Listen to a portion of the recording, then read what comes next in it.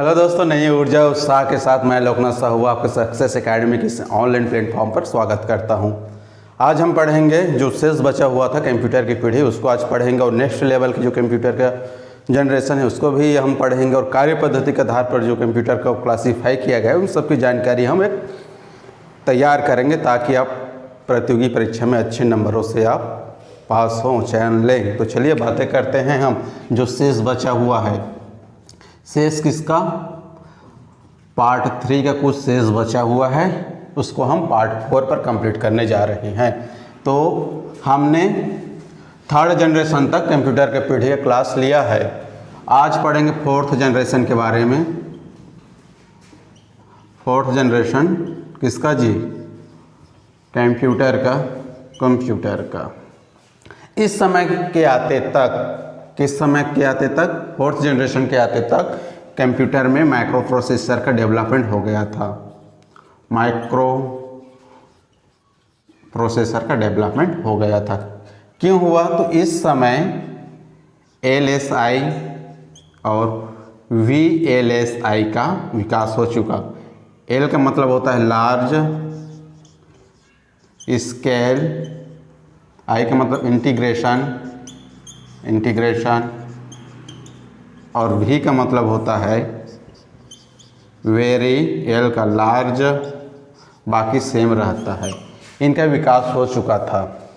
इस समय इनके विकास के कारण माइक्रो प्रोसेसर क्या हो गए? अस्तित्व में आ गए। और माइक्रो प्रोसेसर के कारण माइक्रो कंप्यूटर आया। माइक्रो कंप्यूटर आया। क्या आ गया? माइक्रो कंप्यूटर आया। तो 1970 के आसपास, 1970 के आसपास एक कंपनी आई इंटेल। इन्होंने फर्स्ट टाइम माइक्रो प्रोसेसर बनाया जिसका नाम था इंटेल 4000। ये फर्स्ट टाइम आया माइक्रो प्रोसेसर। इस समय जो मेमोरी यूज हुई स्टोरेज के लिए, कंडक्टर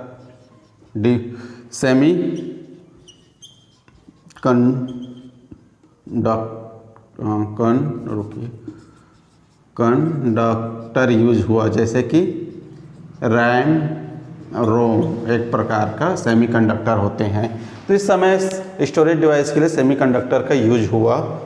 और लैंग्वेज जो थी सी लैंग्वेज, इस समय जो लैंग्वेज का मानकीकरण किया गया जिसके कारण प्रोग्राम को सभी कंप्यूटर में चलाना सुनिश्चित हो पाया, सरलता से चलाया जा सका। अब इसकी हम विशेषता की बात करें या ऑपरेटिंग सिस्टम की बात करें, तो ऑपरेटिंग सिस्टम की बात करें तो इसमें ऑपरेटिंग सिस्टम आया MS-DOS, डिस्क ऑपरेटिंग सिस्टम। पूछता है पूरा नाम कि डिस्क ऑपरेटिंग सिस्टम का फुल फॉर्म क्या है। इसी समय MS विंडोज़ आया। इसी समय एप्पल का ऑपरेटिंग सिस्टम भी लॉन्च हुआ। तो ये कुछ ऑपरेटिंग सिस्टम है फोर्थ जनरेशन का। इसी समय यदि हम देखेंगे तो नेटवर्किंग के लिए लैन एंड वैन का प्रयोग चालू हुआ। लैन यानी लोकल एरिया नेटवर्क का, वैन वाइड एरिया नेटवर्क का। तो इनका फुल फॉर्म पूछता है बहुत सारे कम्पिटिटिव एग्जाम में लैन और वैन का फुल फॉर्म पूछ लेता है। इसके साथ साथ मल्टी टास्किंग, एक साथ बहुत सारे प्रोसेसिंग कार्य कर सकते थे। मल्टीमीडिया ये भी आया। पैरेलल कंप्यूटिंग आ गया।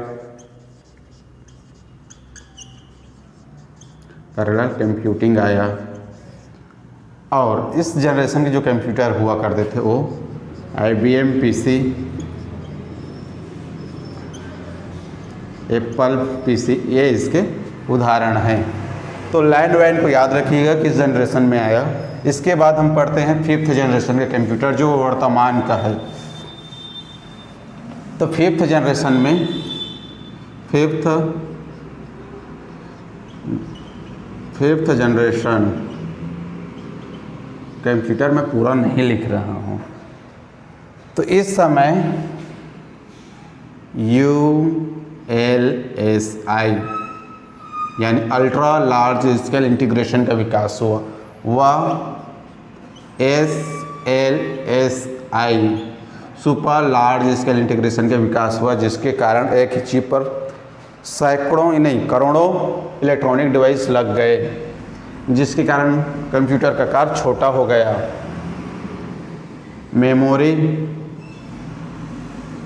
मेमोरी के लिए ऑप्टिकल डिस्क का यूज हुआ।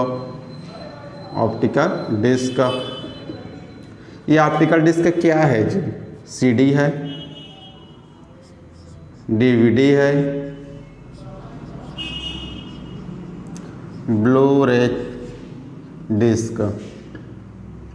CD का फुल फॉर्म पूछता है compact disc, compact disc. DVD का डिजिटल वर्सटाइल डिस्क। कहीं कहीं वर्सटाइल की जगह वीडियो भी होता है, कहीं कहीं वर्सटाइल की जगह क्या होता है? वीडियो भी यूज होता है। इस समय नेटवर्किंग के क्षेत्र में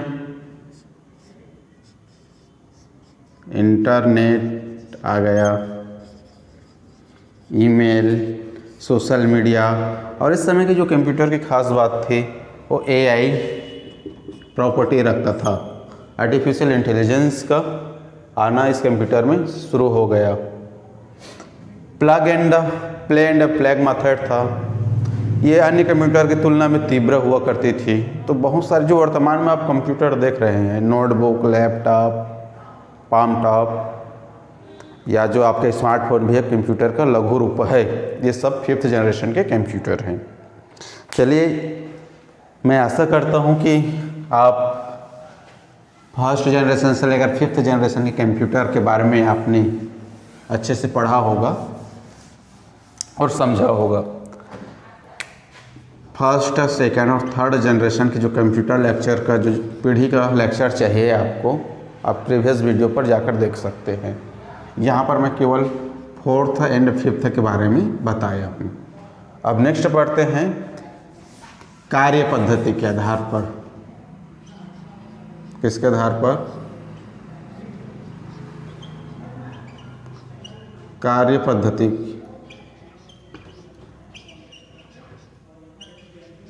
के आधार पर वर्गीकरण। एक बात और दोस्तों, यदि आपको ऑफलाइन क्लास चाहिए तो सक्सेस एकेडमी नवागढ़ आप ज्वाइन कर सकते हैं। ये मोबाइल नंबर दिया हुआ है, इन नंबरों से आप संपर्क कर सकते हैं। कार्य पद्धति के आधार पर कंप्यूटर का वर्गीकरण तो 3 प्रकार का होता है। फर्स्ट देखेंगे एनालॉग।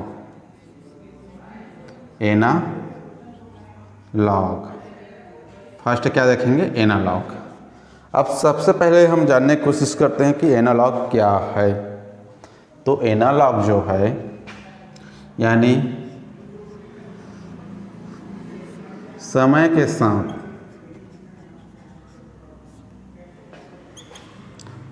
लगातार परिवर्तित होने वाली भौतिक राशि को, समय के साथ लगातार परिवर्तित होने वाली भौतिक राशि को एनालॉग कहते हैं। अब एनालॉग कंप्यूटर में डाटा का जो निरूपण होता है उसमें लगातार परिवर्तन होता है। ध्यान से सुनेंगे, जब हम एनालॉग कंप्यूटर का प्रयोग करेंगे तो उनकी जो डाटा का निरूपित करते हैं, डाटा उसमें डालेंगे, उसमें लगातार क्या होगा? उसमें परिवर्तन होने लगता है। इस प्रकार के जो कंप्यूटर उसको एनालॉग कंप्यूटर कहते हैं। इनकी गति कैसे होती है? गति मंद होती है। गति कैसी होती है? मंद गति के होते हैं। अब उदाहरण की बात करें तो वोल्टीमीटर, एक सामान्य घड़ी, एक सामान्य घड़ी, जो आप ये घड़ी देख रहे हैं ये एनालॉग है। सामान्य घड़ी, बैरोमीटर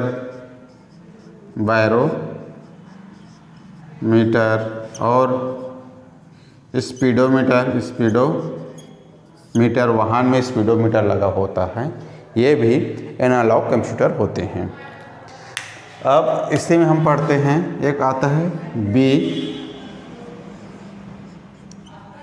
डिजिटल कंप्यूटर। अब इनमें जो डाटा का निरूपण जो होगा वो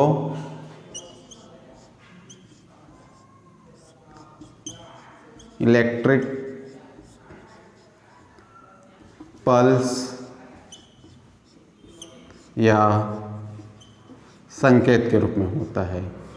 डिजिटल कंप्यूटर में हम बाइनरी सिस्टम का प्रयोग करते हैं। डिजिटल कंप्यूटर में हम बाइनरी सिस्टम का प्रयोग करते हैं, जो 0 या 1 के रूप में निरूपित किया जाता है। 0 का मतलब होता है ऑफ और 1 का मतलब होता है ऑन। इसकी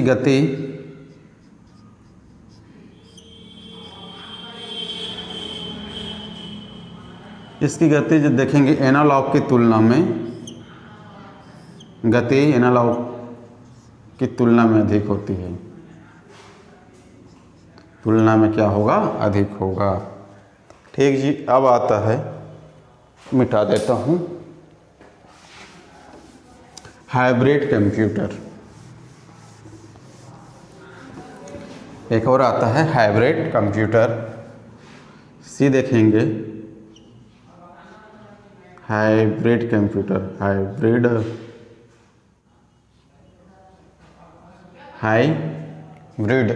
कंप्यूटर कहने का मतलब ये है एनालॉग प्लस डिजिटल कंप्यूटर का क्या होता है? मिश्रण होता है। इस किसका एनालॉग और डिजिटल कंप्यूटर का मिश्रण को क्या बोलेंगे? Hybrid computer. Hybrid computer. अब एनालॉग क्यों बोलेंगे? क्योंकि इसमें इनपुट एंड जो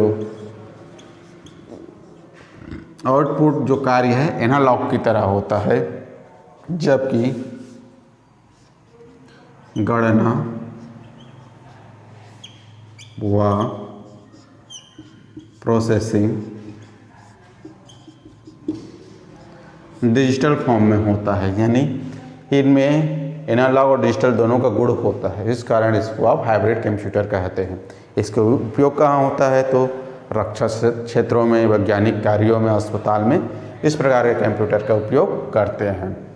अब पढ़ते हैं नेक्स्ट जनरेशन के कंप्यूटर, या नेक्स्ट लेवल के जो कंप्यूटर हैं,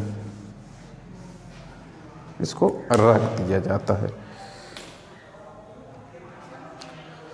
अब पढ़ते हैं नेक्स्ट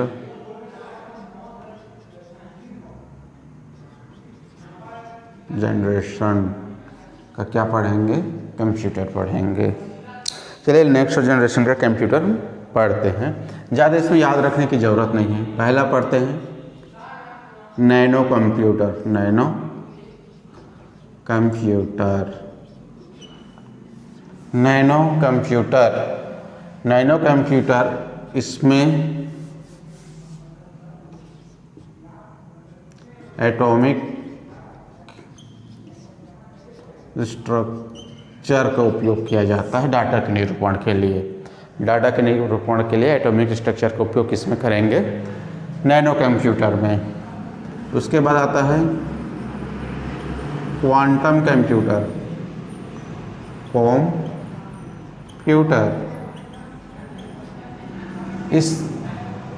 इसको चलाने के लिए हमें